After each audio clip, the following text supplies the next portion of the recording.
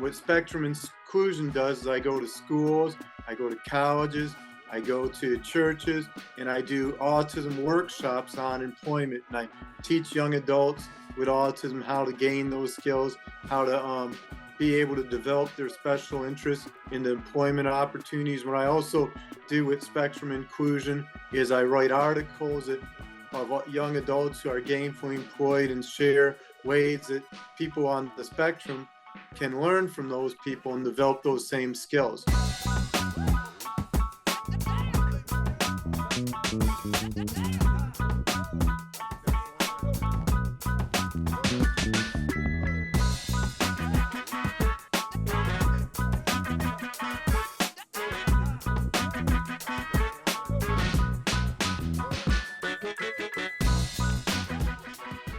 Welcome to Adulting on the Spectrum. In this podcast, we want to highlight the real voices of autistic adults, not just inspirational stories, but people like us talking about their day-to-day life. Basically, we want to give a voice to a variety of autistic people. I'm Eileen Lamb, an autistic author and photographer, and I co-host this podcast with Andrew Komarow. Hey, Andrew. Hey, Eileen. I'm Andrew Komarow, autistic entrepreneur, software engineer, co-host of this podcast, and the better swing dancer out of between me and Eileen. Today, our guest is Ron Sandison.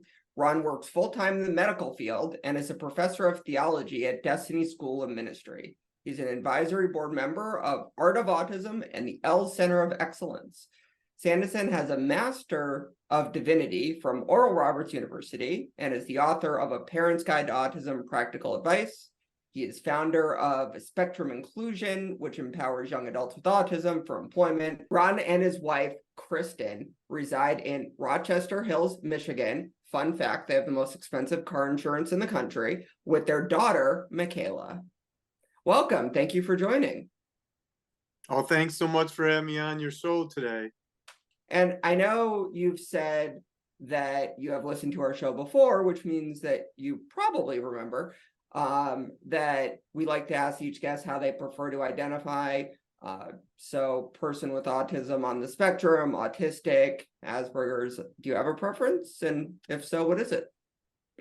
I use both. I use them for, so I'm not, especially in my writing, because it gets monotonous if you say a person with autism or autistic person too many times. So I like to switch them up just to keep the kind of the flow going, especially with writing, because if you use just one all the time, then people sometimes get tired of just seeing the one. But I think both are equally important. That is such a good reason. Yeah, I love that because I write a lot. And in my captions, I'm always switching, like on the spectrum, autistic, person with autism. And yeah, you're right. It's just, it's very repetitive if you use the same terminology all the time. So I love it. Wait. So both of you are autistic and don't like the same thing of being repetitive and prefer variety. Well, it's just that, it's the writing rule. I know. It's just that we like to follow a rule. That's why the repetitive thing doesn't apply. Oh, okay. And see, I have editors too with my books because they're traditionally published. So I hear from them if I don't use a variety. So I get used to that. Yeah. That becomes a new pattern, especially after publishing 3 books. And then with a 4th book that I've written, it's going to get published hopefully soon. Can you tell us about your diagnosis journey? So my diagnosis was in 1982. When I got diagnosed with autism, it was 1 in every 10,000 children. Now it's 1 in every 36 children. What led up to my diagnosis is that when I was entering kindergarten, my speech was so delayed that my brother Chuck would introduce me to people saying, "You need to meet my brother Ron. I think he's from Norway." He'd have me talk. No one knew what I was saying. So he became an expert on Norwegian languages. And also when I was in kindergarten, my ability to interact with other children was very limited. So the school specialist wanted to label me emotionally impaired, and my mom said it's not emotional, it's neurological. And during that time, when I was 7 years old, she took me to Henry Ford Hospital and they diagnosed me with autism. Can you tell us a little bit more about, I know you talk a lot about employment too, so we're just jumping from, 7 to 17. Can you tell us a little bit more about spectrum inclusion, what that is, and how it helps with autism employment? Yeah, so Spectrum Inclusion is a website and also an organization that helps people with autism get gainful employment. Currently in the United States, only 3% of people with autism are gainfully employed. Only 20% have a job. And what Spectrum Inclusion does is I go to schools, I go to colleges, I go to churches, and I do autism workshops on employment. And I teach young adults with autism how to gain those skills, how to be able to develop their special interests in the employment opportunities. What I also do with Spectrum Inclusion is I write articles of young adults who are gainfully employed and share ways that people on the spectrum can learn from those people and develop those same skills. And one of the other things I do is I mentor and coach many young adults with autism. After I do my presentations, I give my email out there and I get emails from people with questions related to their employment, related to their advocacy, and I send them articles I've written on those topics, and I also send them advice and help them kind of life coach with those. And then I have once a year, I give out 2 Honey Badger Awards to young adults on the autism spectrum who are gainfully employed and have a unique entrepreneurship to them and are accomplishing amazing things while on the spectrum. People like Dylan was one of the winners this year, and Grant Menair, who's an artist. So I share their story once I give them the award, and then it helps young adults see that there's other people on the spectrum who are gainfully employed and have developed those skills in their own life. That's awesome. And before that, you got a degree in divinity. I mean, I had never heard of it before. Like, can you tell us about what it is and if it has anything to do with your work in the employment industry? So I have a Master of Divinity. It's the highest theological degree that you can get from a university before a PhD. And a Master of Divinity is 90 credit hours. You have to do a practicum and internship with a church. And it took me 3 years to get it. And I got mine from Oral Roberts University. And I use my Master of Divinity to speak at churches. And I'm in the process. Tomorrow Wednesday, I'm going to be meeting with the Assemblies of God to get ordained. And almost every major denomination, their pastors have to have a Master of Divinity to get ordained in there. So it's a religious degree, but it's the highest religious degree you can get before a PhD. Has faith played a role with your autism? I mean, I'm assuming given autism's a part of you, I would say, whether it's a stereotype or not, that most people I run into on the autism spectrum are not very religious. Can you tell me? But that's not always the case. And we've talked to quite a few, but can you talk more about that? Yeah, so faith is a big part of my life and also ministry. I have a unique gift. I have over 15,000 Bible verses memorized, word perfect. The only person I ever met in my whole life who had more verses memorized was Dr. Jack Van Impe. And in 2000, I mentored under Dr. Jack Van Impe while I was working on my Master of Divinity the summer before.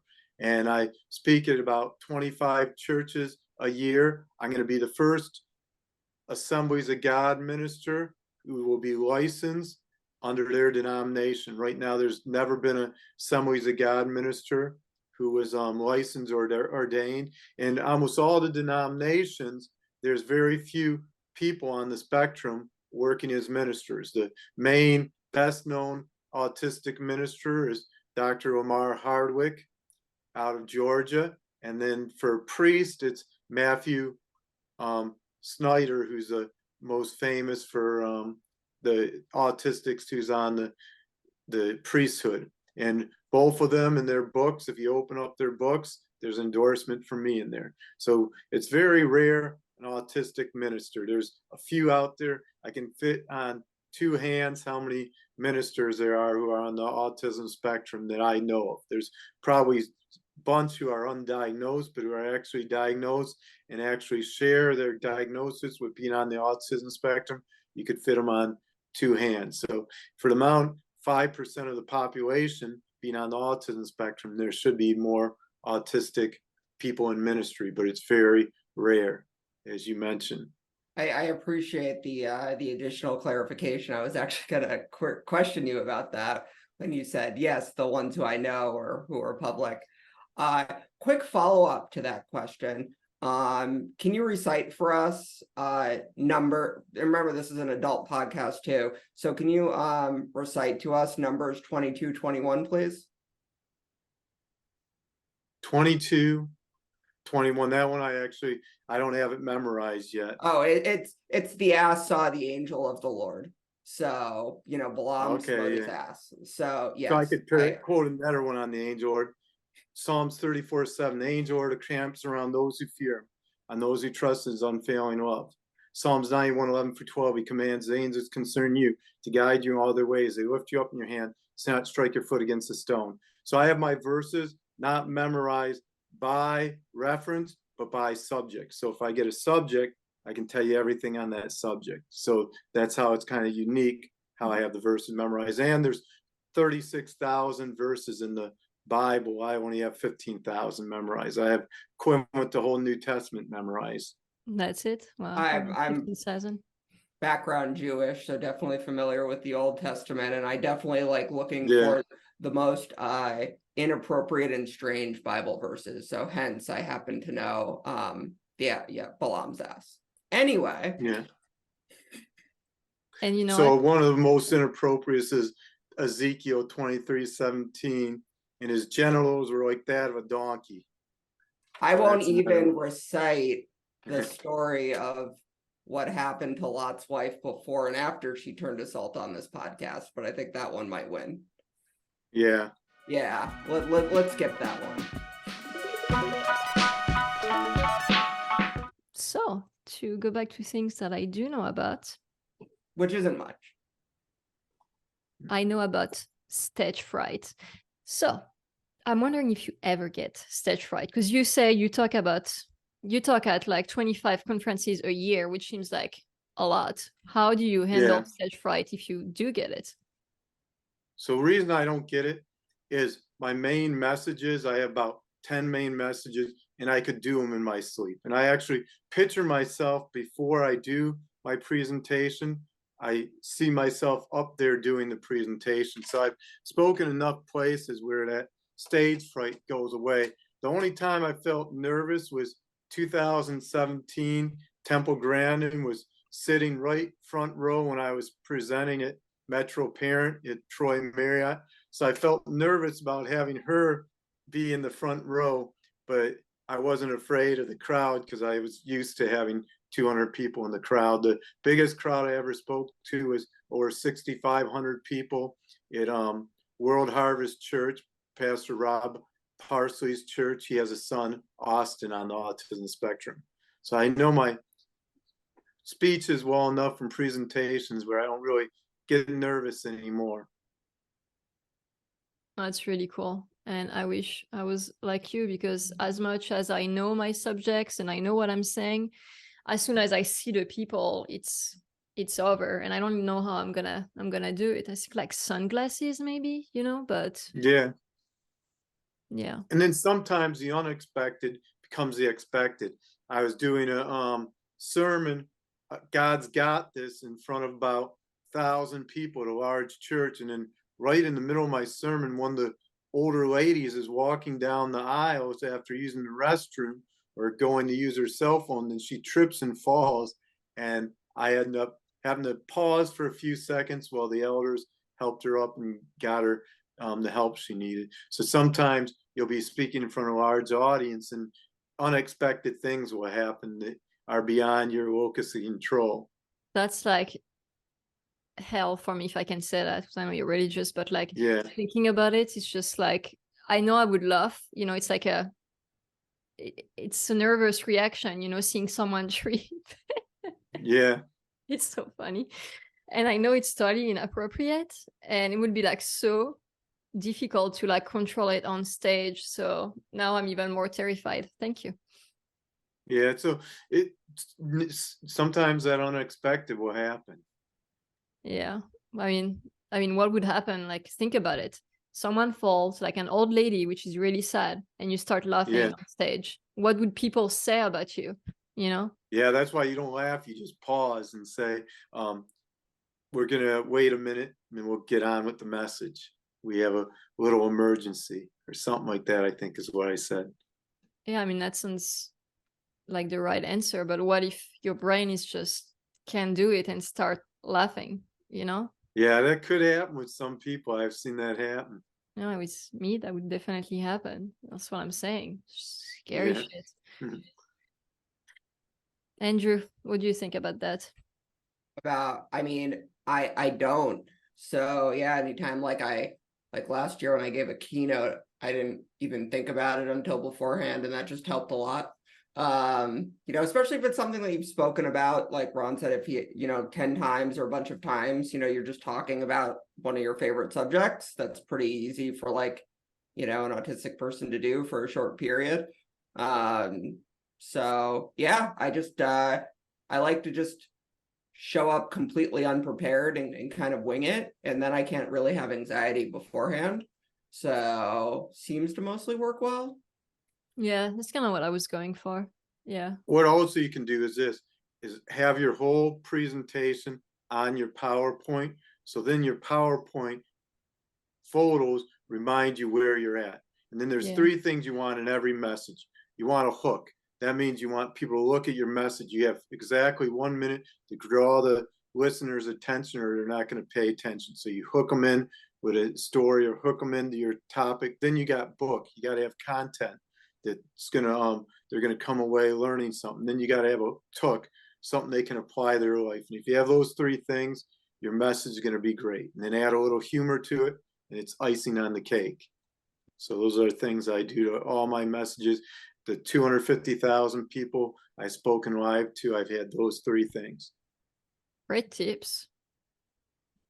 And if you want to be an even better speaker, speak a lot in front of elementary school kids. Because if you don't have a hook, you don't have interesting stories, interesting photos, you're going to have a bunch of lost kids. So you speak in front of 800 elementary school students and do that about 20 times, your message will always be engaging.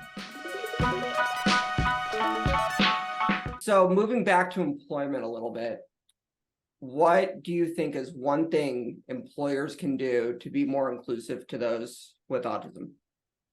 So I think one thing people can do, or employers, is they can have people with autism come and speak to their company and their employees. Do lunch and learns with an autistic on neurodiversity in the workplace, and that way people understand it. Also, but what does that mean? If you could be a little more specific. Yeah, so this is what it means: is that the number one reason people with autism get fired is not that they're not competent for the job. It's filtering. They'll say something, do something, and people say that they're being racist, or they're being sexist, or they're being antisocial in that comment, and that they're prejudiced because of that, where really they don't mean that at all. It's just their ability to filter or understand what's socially acceptable in a setting. And I think that's what you need with the neurodiversity in the workplace presentation during the lunch and learn. One of the things I bring out is stories of different inappropriate things people have said on the spectrum during work, and they didn't mean it the way people took it. And they have difficulty actually filtering the truth and just let the truth come out and say what they think. There's a while back, I was on a one-to-one with an aggressive patient. When I got off, the next guy who was taking over was kind of feminine. And I said to a coworker, I said, as feminine as that guy is, that aggressive guy is going to probably beat the hell out of him. And I didn't mean it in a bad way. I just said what everybody else in that room was thinking and was afraid to tell. But with us on the spectrum, we just spew it out. And with me being openly autistic, I can get away with a lot more that other people can't, because people understand that I have difficulty filtering what I say. But if it was a new employee and they did that, they could be written up for saying something that was culturally or genderly biased. Yeah, no, that makes total sense. I mean, I feel like the most inappropriate things I've said in my life was really just like lack of understanding. And, I didn't mean it in a bad way. And then Yeah. once it's explained to me, like, I get it, but it's hard for me to like control my thoughts and to not say everything that goes through my mind. And so sometimes like inappropriate things that most people would keep to themselves come out.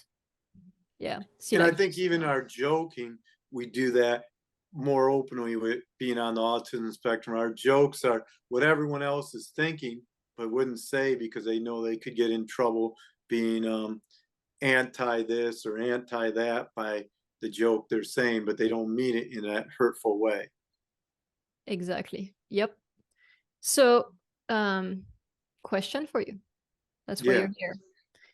Did your parents have any different approaches to prepare you for employment? Did they have the same approach? Like, how did your parents prepare you for employment? So my mom prepared me by helping me learn skills. She believed in autism refined, not cured. So she believed if she could help me learn skills like reading, writing. So she got me tutors to help me learn those skills. And my dad's approach was more, you throw them in the deep end of the pool, they learn to swim. So with my dad, he had me mowing the lawn at age 10 for $10. At age 14, he had me working as a busboy and dishwasher at Bill Knapp's. And by early employment, it helped me have confidence to go and get a job and know how. And my mom helped me develop those skills of reading, writing, interpersonal skills, being able to use art. And I think those two approaches kind of worked well together and helped me be gainfully employed. And my whole life, basically, I've been employed.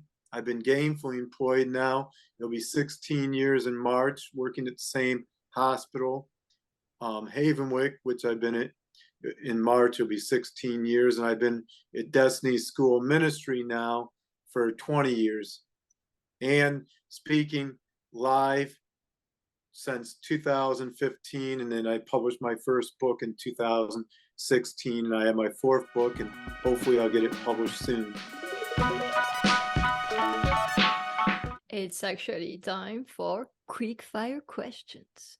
So basically, I'm going to ask you some quick fire questions. Okay. And you're going to tell me the first answer that comes to your mind. Are you ready? Yeah. What's your favorite animal? Favorite animal is a prairie dog, which is my mascot, and then the honey badger. Favorite place you've traveled to?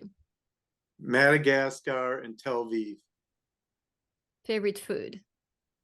Favorite food I ever had was probably something illegal I shouldn't have eaten. I had toucan, Cajun in the jungle of Cameroon with pygmies. Wait, what is that? Toucan, you know the bird, toucan. Oh Sam? My God, like I the had bird? toucan in the jungle with the pygmies when I lived with the pygmies for 2 weeks in Cameroon. Okay. I thought you said two cans, and I was like, well, 2 cans of what? But you Yeah, said toucan, a bird. the bird, Yeah. toucan. Oh my God, poor bird. I mean, they're so pretty. Yeah. I mean, that's a great answer. Favorite singer or band? Probably favorite band is Bon Jovi. I liked him a lot when I was growing up in Survivor. Favorite movie or TV show? Goonies. Cool. Well, thank you so much for joining us today, Ron. You were great. Oh, thanks so much. Do you Thank want to you. Thank share you for actually joining. one Yeah. last question for you? Where can Yep. people find you on social media? And if you want to give the title of your books and all of that, this is free advertisement for you. Yeah, so my website is spectruminclusion.com. They can find me there. And then my books are Views from the Spectrum, A Window in Life and Faith, Your Neurodivergent Child. That's my newest book. And then my first book is Parent's Guide to Autism, Practical Advice, Biblical Wisdom. And then my second book is Thought Choice, Action, and it's on theology and St. Augustine. Awesome. Well, thank you so much again, and have a good night. Yeah, thanks.